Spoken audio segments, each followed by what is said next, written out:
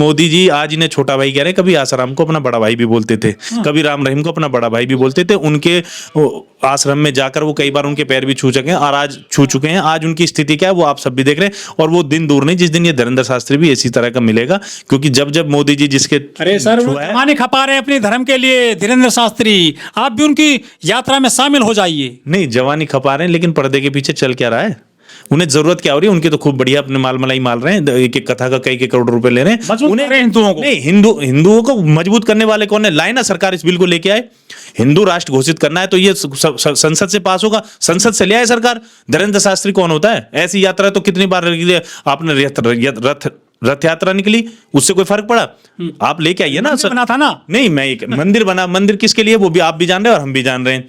मंदिर में आज भी जो कमेटी है उसमें आप भी देखेंगे कौन से समाज के लोग हैं, वो हमें भी पता है, आपको भी पता है कि सारे जनरल कैटेगरी के लोग हैं, पिछड़े समाज का कोई व्यक्ति नहीं है। सिर्फ हिंदू राष्ट्र एक समाज के लिए, एक समाज और एक जाति का, ये हम भी जानते हैं बात। नमस्कार, मैं ओमदेव। आज हम हैं गेट नोएडा में, हमारे साथ हैं राजकुमार गुर्जर जी। राजकुमार गुर्जर जी सीनियर एडवोकेट हैं सूरजपुर जिला न्यायालय में। हम जो आज बात करेंगे उसका विषय है कि जो कथावाचक हैं धीरेंद्र शास्त्री, वो हिंदू राष्ट्र बना रहे हैं पूरे देश भर में। उन्होंने पैदल यात्रा निकालने का आह्वान किया है। फिलहाल वो जो मथुरा तक निकाल भी चुके हैं यात्रा। सर, क्या लग रहा है जो वो कहते हैं कि सनातन एकता यात्रा और हिंदू राष्ट्र के लिए वो यात्रा निकाल रहे हैं, उनकी इस यात्रा को आप किस तरह देखते हैं? देखिए, ये जो धीरेंद्र शास्त्री जी यात्रा निकाल रहे हैं, ये अपनी व्यक्तिगत यात्रा है उनकी, और कोई इस तरह की कोई यात्रा हमारी नज़रों में ना हम मानते ना किसी को मानते, क्योंकि हम लोग कॉन्स्टिट्यूशन में विश्वास करते हैं जहाँ सभी धर्मों का सम्मान होता है, सभी धर्मों को माना जाता है। बाबा ऐसे कितने हैं और कितने बाबा हवा उड़ा के धूल उड़ा के चले गए हैं। इन बाबाओं को हम यहाँ, हमारे यहाँ कोई पर्ची वाले बाबा सर, ये वही वाले पर्ची बाबा हैं कि दिल्ली में उस दिन ये मौजूद थे और दिल्ली के अंदर ही ब्लास्ट हुआ था। ये वो वाले बाबा हैं जो फर्जी तरीके से, और मैं तो ये कह रहा हूँ कि कुछ जो है सरकार के एजेंडा भी इसमें शामिल है। बाबा सरकार के इशारे पे जो चलाते हैं, जहां जहां चुनाव होते हैं बाबा वहां पहुंच जाते हैं, और हमारे जो सीधे साधे लोग होते हैं उन्हें धर्म के नाम पर, कुछ गरीब होते हैं उन्हें पैसे दे देते हैं, इस तरह का बगलाने। आपके जैसे लोग उनकी यात्रा में जो है जुड़े और उनके पैर छुए और मजबूत करी यात्रा उनकी। सर, ये वो बुद्धि से मंद बुद्धि लोग हैं जो सदियों से गुलाम आए, आज भी उस गुलामी से नहीं निकल रहे हैं। ये उसी गुलामी में जीना चाह रहे हैं। इन बाबाओं के पास अपना तो कुछ है नहीं, ये बाबाओं के पास लगे रहते हैं, और सदा ये गुलामी के कारण ही तो इस देश की ये स्थिति हो रखी है आज। आज ये बाबाओं के चक्कर में आके ही तो हम लोग आज यहाँ खड़े हैं, इस देश को सोने की चिड़िया बनने की बात कर रहे हैं। और आज एक बाबा आके आप लोगों के लिए, जो किसी भी सार्वजनिक मतलब एक भारत के किसी भी पद पे नहीं है, भारत को हिंदू राष्ट्र बनाने की बात कर रहा है, इस पे तो तुरंत FIR होनी चाहिए। कॉन्स्टिट्यूशन के खिलाफ बात कर रहा है बाबा, सरकार को इस पे एक्शन लेना चाहिए था, लेकिन कोई सरकार क्योंकि सरकार ने सुरक्षा प्रदान कर रखी है, सरकार अपने फायदे के लिए इस यात्रा को निकलवा रही है। ये तो संविधान से अलग बात कर रहे हैं बिल्कुल। सुविधा है कि कोई भी अपने धर्म का प्रचार प्रसार कर सकता है, बढ़ावा दे सकता है, इसमें दिक्कत क्या है आपको? देखिए, ये बाबा वो ये कुछ दिन पहले आपने भी इंटरव्यू सुना होगा, क्योंकि हम सिर्फ कभी कभार इनका आ जाता है, स्नैप आ जाते हैं। ये वही बाबा है जिसकी मदद एक मुस्लिम समाज के युवा साथी ने, इनके मित्र हैं, उन्होंने की थी। तो ये बाबा अपनी सुविधा के अनुसार सभी धर्मों से काम लेते हैं, और इनके बचपन के मित्र बताते हैं मुस्लिम समाज के कि मेरी बहन की शादी में उसने मदद करी थी। तो ये सिर्फ बेवजह की बात कर रहे हैं, और धर्म का सभी को संविधान में अधिकार मजबूत कर रहे हैं। सर, वो सनातन एकता पद यात्रा निकाल रहे हैं, वो सनातन को मजबूत नहीं कर रहे, वो अपनी रोजी रोटी चला रहे हैं, अपने व्यापार को मजबूत कर रहे हैं। सच्चाई में तो ये है नहीं, किस धर्म को कहां से खतरा है, किसके ऊपर कहां से कोई दिक्कत आ रही है। हम बैठे कोर्ट में, बताइए किसके ऊपर कोई दिक्कत आ रही हो, आइए लेके आइए किसको, अगर धर्म के नाम पे किसी को प्रताड़ना हो रही हो। ये बाबा तो बेवजह की काम करके अपनी सिर्फ अपनी वाहवाही लूट रहे हैं, और अपना एक ख्याति है उसे प्राप्त कर रहे हैं सरकार के एजेंडे पे। जब पूरी दुनिया में बहुत सारे देश हैं, ईसाई कंट्री हैं, मुस्लिम कंट्री हैं, बौद्धिस्ट कंट्री हैं, तो एक हिंदू राष्ट्र हो जाएगा भारत, तो क्या दिक्कत है आपको? नहीं, आप और कंट्रियों की बात करें, कहीं इस तरह की कंट्रियों में कोई इस तरह चल रहा है कि भाई ये मुस्लिम राष्ट्र हो जाए? किसी भी एक कंट्री का नाम बता दीजिए जो मुस्लिम भावबल्य, वो ये कहते हैं कि भाई हम 100% मुस्लिम गाजा, वो क्या हो रहा है? नहीं, वहां तो अपनी व्यक्तिगत लड़ाई उनकी चल रही है, धर्म के नाम पर कोई लड़ाई नहीं चल रही। और देखिए, धर्म के नाम पर पाकिस्तान चल रहा है। आज पाकिस्तान की स्थिति क्या हो रखी है? पाकिस्तान की आज आर्थिक स्थिति इतनी कमजोर है कि कोई लोग, आप भी देख रहे हैं, हम भी देख रहे हैं, वो धर्म की बात करता है। भारत इस तरह की बात नहीं करता, भारत सभी धर्मों का सम्मान करता है। कह रहे हैं कि 150 करोड़ की आबादी में 80% आबादी हिंदुओं की है, तो हिंदू राष्ट्र बनना चाहिए। नहीं, 80 करोड़ हिंदू हैं, वो हिंदू किसको 80%? नहीं, 80% हिंदू किसको कह रहे हैं? वो सुविधा के अनुसार हिंदू बनाते चुनाव के दौरान। हर कोई हिंदू नहीं है। हिंदू अपने हिसाब से इन्होंने परिभाषा बना ली है कि कहाँ हमें हिंदू इस्तेमाल करना है और कहाँ हमें पिछड़ा इस्तेमाल करना है, कहाँ इन्हें हमें SC ST इस्तेमाल करना है, कहाँ इन्हें आदिवासी इस्तेमाल करना है। मैं आपके चैनल के माध्यम से एक सवाल पूछना चाह रहा हूँ आपके सभी समर्थकों को और जो इस वीडियो को सुने, अगर ये हिंदू राष्ट्र है, हिंदू की बात कर रहे हैं बाबा, जब इस देश के राम मंदिर का शिलान्यास हुआ था, इस देश के राष्ट्रपति जो सर्वोच्च पद है रामनाथ कोविंद थे, उद्घाटन पर क्यों नहीं आए? मोहन भागवत कौन से पद पे थे जो उस इनॉग्रेशन में बैठे थे? वही बता दे मुझे, ये बाबा ही बता दे कि मोहन भागवत किस हैसियत से बैठे। मोहन भागवत राम मंदिर के किसी भी आंदोलन में एक इतना सा पार्ट नहीं था मोहन भागवत का। और वो जिस दिन शिलान्यास हो रहा था राम मंदिर का, उस दिन वो उसी हवन में बैठे थे मोदी जी के साथ, बिना किसी पद के।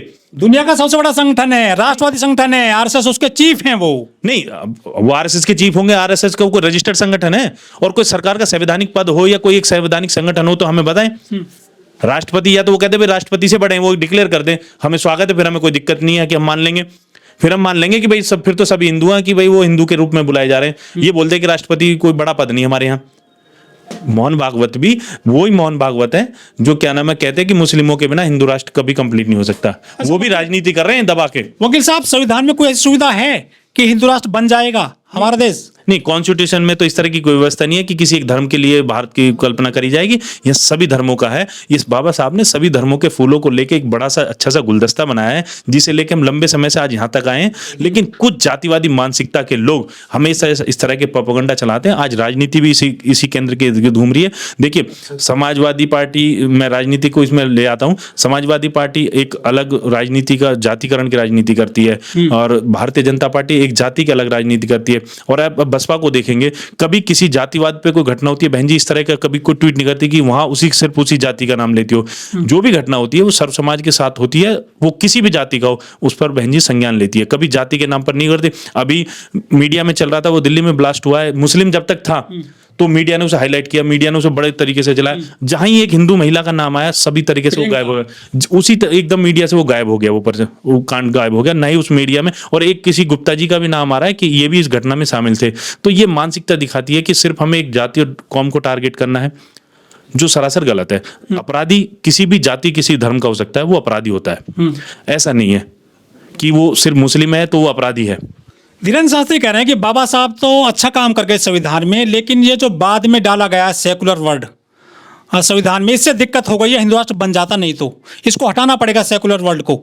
नहीं, धीरेन्द्र शास्त्री क्या कह रहे हैं ये हमारे लिए, फिर हम कह रहे हैं आपके माध्यम, आपके चैनल के माध्यम, धीरेन्द्र शास्त्री हमारे लिए कोई मायने ही नहीं रखते। उनकी पद यात्रा में लोग आए और जुड़ते चले गए। वाल्मीकि मंच ने भी समर्थन किया धीरेन्द्र शास्त्री की पद यात्रा को।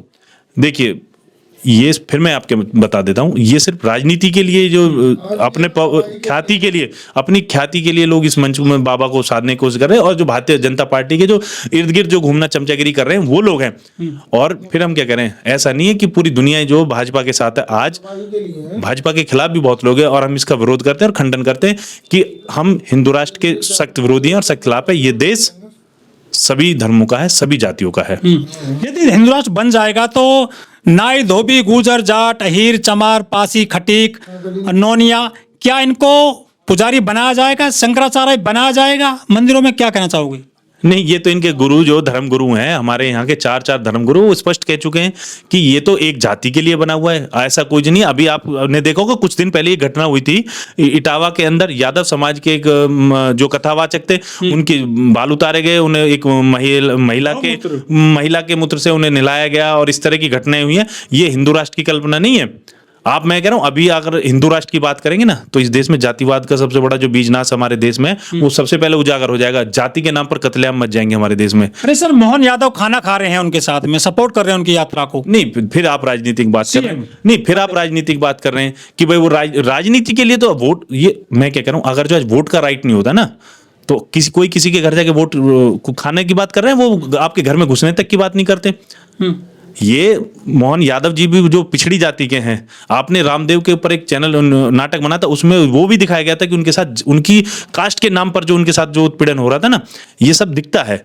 ऐसा नहीं है कि भाई ये सिर्फ एक ऊपर का जो आज की चैनल मीडिया दिखा रहा है कि ऊपर सब हम हिंदू राष्ट्र है, लेकिन हम अंदर झांकने का काम करेंगे। आप देखेंगे जितने भी संवैधानिक पद है, जितने भी ये लोग हैं जो एक अच्छी माल मलाई पे अपर कास्ट के लोग हैं, पिछड़ों को, SC ST को कहाँ वो मिल रहा है, कहाँ कोई राइट मिल रहा है? जब बात आती है तभी कह देते हैं कि भाई आप लोग इसके लिए एलिजिबल नहीं है। किस लिए एलिजिबल नहीं है? जब हम एक राष्ट्र की कल्पना कर रहे हैं तो सभी को सभी धर्मों के समान होना चाहिए, सभी को उनकी हिस्सेदारी मिलनी चाहिए थी। हिंदू कोड बिल के दम पर जो दिल्ली की सीएम है रेखा गुप्ता, वो कुर्सी उनको मिली, इंदिरा गांधी प्रधानमंत्री बनी, द्रौपदी मुर्मू राष्ट्रपति बनी, बहन कुमारी मायावती जो है सीएम बनी उत्तर प्रदेश की 4 बार हिंदू कोड बिल के दम पर।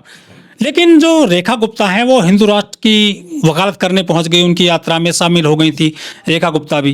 नहीं, मैं आपको बता रहा हूँ, ये तो एक राजनीति के तहत है, उनका एजेंडा है, वो जिस एजेंडे को बाबा धीरेन्द्र शास्त्री जो चला रहा है वो उसी का समर्थन करेंगे। अभी तो देखिए सुरक्षा प्रदान किसने कर रखी है?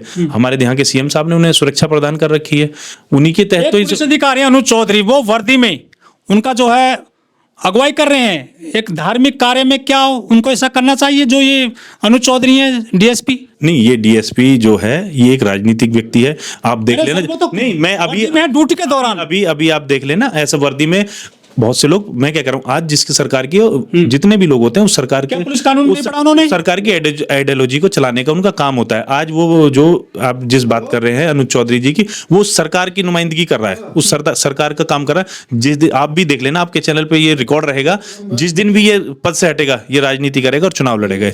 ये उसी चापलूसी में आज लगा हुआ है कि भविष्य में अपना एक प्लेटफॉर्म तलाश रहा है। ये जल्द ही राजनीति में आएगा, जिस दिन भी ये रिटायर होगा या कुछ करेगा, ये राजनीति के लिए अपने एक जमीन तलाश कर रहा है।